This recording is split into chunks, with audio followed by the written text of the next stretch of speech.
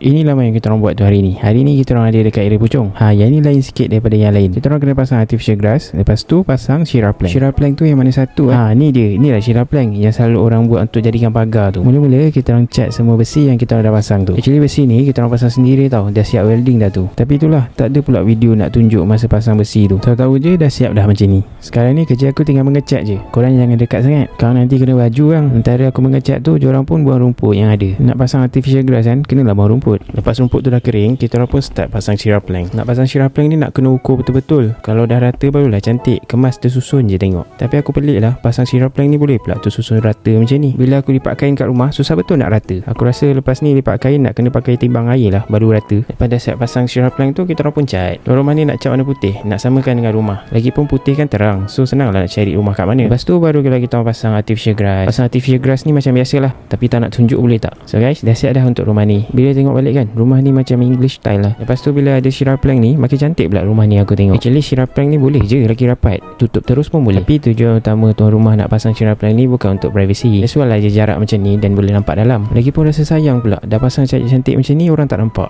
Apapun aku rasa rumah warna putih ni memang cantik. Nanti kalau warna dia dah pudar, boleh dia cuci, lepas tu letak nila sikit, nanti mesti nampak macam baru balik.